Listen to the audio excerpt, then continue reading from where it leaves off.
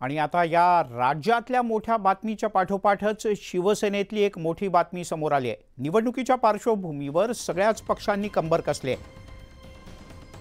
अशातच शिवसेनेच्या 25 उमेदवारांची यादी जवळपास निश्चित झाल्याची माहिती आमदार आणि मंत्री गुलाबराव पाटील यांनी दिली आहे। येत्या 2 दिवसात ही यादी जाहीर होऊ शकते असंही गुलाबराव पाटील यांनी म्हटलंय।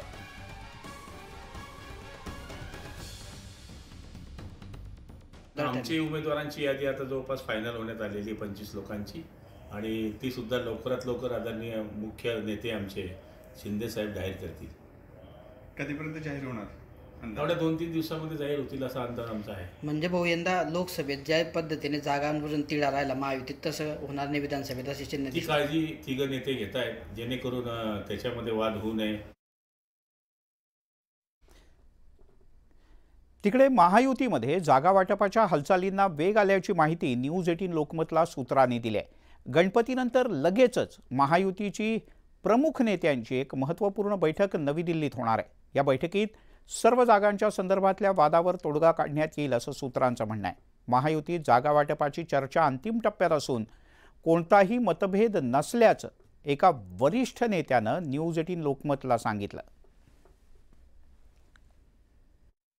याद्या प्रकाशित केल्या यामध्ये मला तथ्य वाटत नाही, कारण महायुतीचं बोलणी चालू आहे आणि जोपर्यंत आमचे तीनही नेते एकनाथजी, देवेंद्रजी, अजितदादा तिघही जॉईंटली प्रेस कॉन्फरन्स होत नाही तोपर्यंत मीडियाच्या बातम्या काही कुणाचं वक्तव्य याला काही अर्थ नाही। महायुतीची एकच सर्वांची मिळून आम्ही जी योजना तयार केली आहे सीट वाटपाची जिंकण्याकरता लढायचं असल्यामुळं ज्या ठिकाणी तीनही आमचे नेते मी असणाऱ्या त्या बैठकीमध्ये अंतिम शिक्कामोर्तब होईल। त्या जागांचा त्यांनी ॲनालिसिस केलेला आहे, जिथे त्यांच्याकडे प्राथमिक सर्वे आहे, जिथे ज्या पक्षाची शक्ती आहे त्या जागा लवकर डिक्लेअर करून त्याला कामावर लावावं आणि जेणेकरून यश संपादन करण्याकरता जे नियम आणि सगळ्या गोष्टी ठरवलेल्या असतात त्या चौकटीत राहून तो पुढचं काम उमेदवार करत असतो।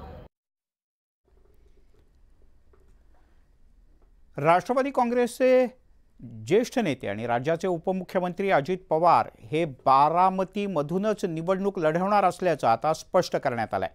बारामती तालुका बूथचे प्रमुख आणि विद्या प्रतिष्ठानचे ट्रस्टी किरण गुजर यांनी या संदर्भात माहिती दिली। विधानसभा निवडणूक अद्याप जाहीर झालेली नसली तरी सर्वच राजकीय पक्षांच्या वतीनं निवडणुकांची तयारी जोरदार आहे। बारामतीत राष्ट्रवादीच्या जनसन्मान यात्रेच्या वेळेला अजित पवार यांनी केलेलं एक विधान चर्चेत आलं होतं। बारामतीला आपण सोडून दुसरा उमेदवार मिळाला पाहिजे म्हणजे कामाची तुलना होईल असं ते म्हणाले होते। अजित पवार यांच्या या विधानानंतर राजकीय वर्तुळात चर्चांना उधाण आलं होतं।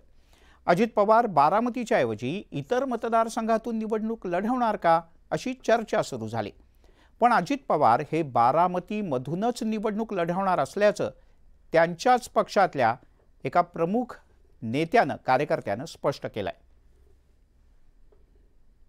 ग्राउंड याने मागच्या वेळेचं त्यांचं लीड पाहिलं तर जवळपास 1.25 लाख मतांचं आहे। लोकसभेमध्ये वेगळ्या वेगळ्या निगेटिव्ह ठरवल्या गेल्या, पण लोकसभा, विधानसभा, नगरपालिका, जिल्हा परिषद या सगळ्या निवडणुका वेगळ्या वेगळ्या असतात। पक्षाबरोबर व्यक्तीलाही तिथे महत्त्वाचं स्थान असतं आणि बरेच दिवस त्यांनी तिथलं लोकप्रतिनिधित्व केलेलं आहे, त्यामुळे साहजिक आहे ते बारामतीतून लढतील असं आम्हालाही वाटत होतं। राष्ट्रवादी काँग्रेसमध्ये आता आपणच साहेब असल्याचं विधान अजित पवार यांनी केलं होतं। पुण्याच्या खेडमधल्या शेतकरी मेळाव्यात त्यांनी हे वक्तव्य केलं। यानंतर राष्ट्रवादी शरद पवार गटाचे खासदार अमोल कोल्हे यांनी याच मुद्द्यावरून अजित पवार यांना चांगलंच घेरलंय। मीच साहेब या वक्तव्यावरून कोल्हे यांनी अजित पवार यांना चिमटे तर काढलेत, पण महाराष्ट्रात खरे साहेब कोण याची नावं सांगताना त्यांनी अजितदादांना चांगलेच टोलेही हाणलेत। त्यांची टीका अजित पवार यांच्या जिव्हारी लागणारी आहे, त्यामुळे या टीकेला स्वतः अजित पवार काय उत्तर देतात याकडे सगळ्यांचं लक्ष लागलंय।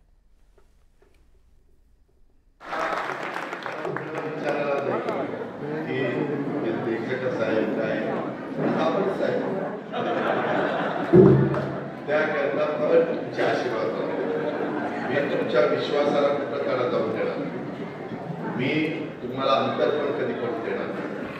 मी शब्दाचा पक्का आहे। मी आज 30-32 वर्ष या जिल्ह्याच्या समाजकारणात राजकारणात लक्ष देत असतो.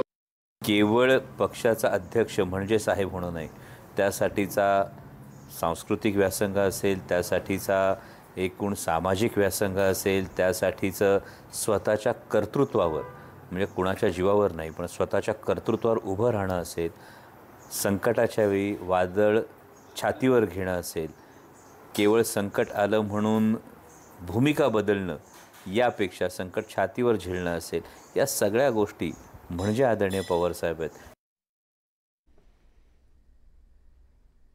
वळूयात आणखीन एका महत्त्वाच्या बातमीकडे. बातमी भाजपकरता चिंताजनक.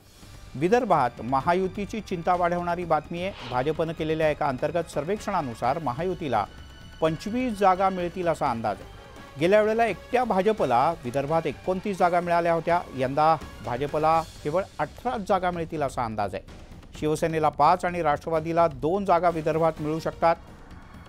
त्यामुळेच विदर्भात भाजपचं जवळपास 9 जागांचं नुकसान होऊ शकतं असा एक अंदाज आहे.